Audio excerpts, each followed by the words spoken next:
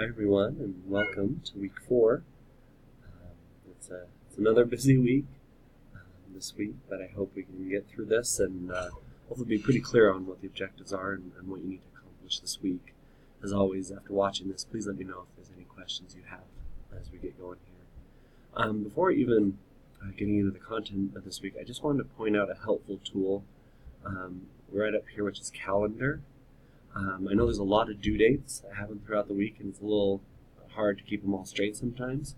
So if we click on the calendar view, you can do it a few different ways. I find that month or list tends to be the most helpful way to do this.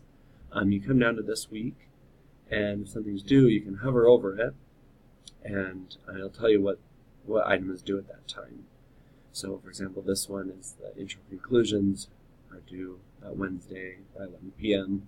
And then you come here, your good and bad ones, and that makes sense as we go through this. So it's just helpful maybe at the start of every week, put this in your own phone or calendar or whatever, so you remember, or just come back here and check this frequently so you know exactly when everything's due from the very beginning. So that's a helpful tool to use to get going. So this week, we'll kind of do another run through. I hope these are helpful. If there's stuff that I'm missing that you think I should be talking about each week, or that's not necessary, feel free to shoot me an email and let me know. I want these videos to be helpful, but not too much for you either. So please let me know on that. So our objective this week, you're going to talk kind of about the style of presentations, specifically on these PowerPoints. You're going to practice both good and bad examples of those.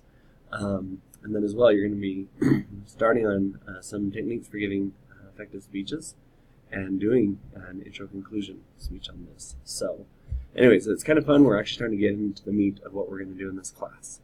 So hopefully that's a good thing. So the first thing you're going to do is your intro and conclusion.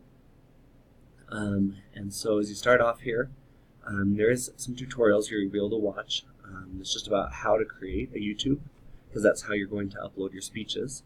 So make sure you're comfortable with that, because you're going to do it again and again and again this semester. And so we want to make sure that's clear. So I highly recommend the tutorial video how to do it.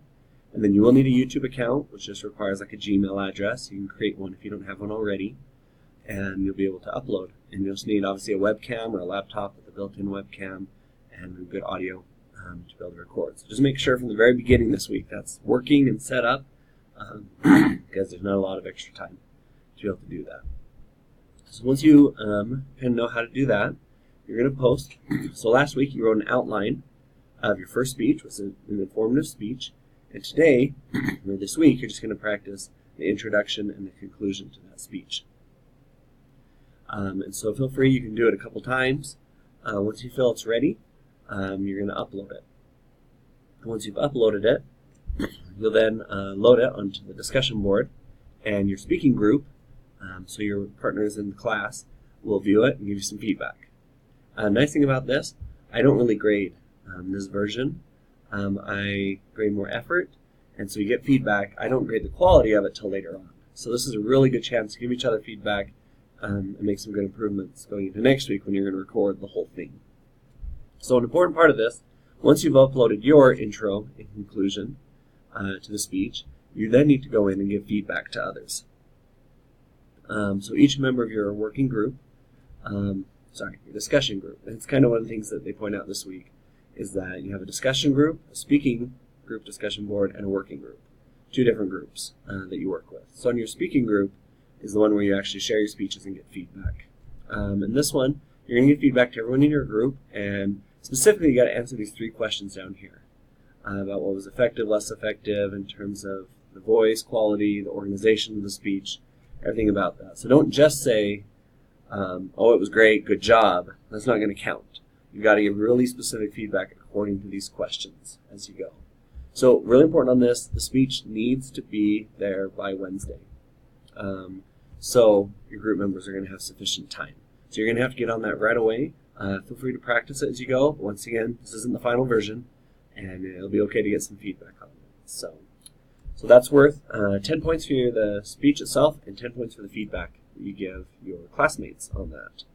So I know it can be a little intimidating, especially this first time, talking into a webcam, like I'm doing right now. It's not the most comfortable thing in the world.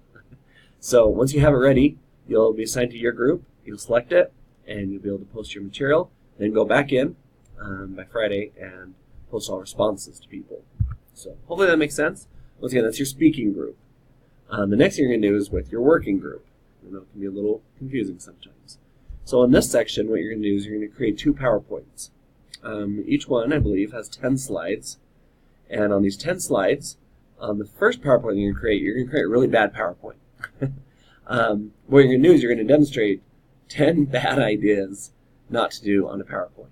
And probably you already come into this with a lot of ideas of bad PowerPoints you've seen, but you're welcome to research it as well.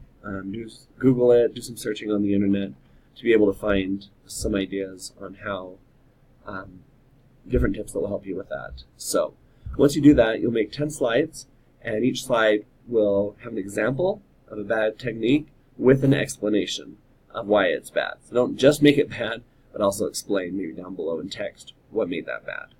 So that's the first PowerPoint presentation you'll do, and then the second one is a good one. And on this one, you're just giving 10 tips of giving an effective face-to-face speech. Once again, you already know some of these tips. There's been in the reading. You can Google them. Find the 10 best that you can, and then you put it into a really nice-looking PowerPoint. So just make it look professional, make it look no spelling or grammar errors, anything like that, and make sure the examples are there, they're explained well, have a graphic, cite any sources that you use. So this is just getting you really ready to use a PowerPoint effectively in your speeches, your presentations. So read through all of this. I know it's a lot, and ask questions. And that may be most helpful. Down here, I think the very bottom is pretty helpful. Are some examples that past students have done, both of good and bad PowerPoint. So that may give you just a good feel for what you need to create. So once again, you're going to post these to the discussion board, which is more the working group. And then you'll go through and give a little bit of feedback as well to others on that. All right, so that's kind of the bulk of what you need to do in this week. It is a lot, but once you're able to get through those 2 main things, the intro, conclusion, and the good, bad PowerPoint, those are really the main things, and then all you really have is your weekly participation quiz. So there's not really reading a lot this week, it's the work. But hopefully that's maybe a little more enjoyable than just reading about it, actually doing it. So have fun with this. Do your best on the speeches. Have fun with the PowerPoints. Yeah, let me know if there's anything that's not clear at this point. Ask me early on so I can help you before due dates hit. So thanks and good luck.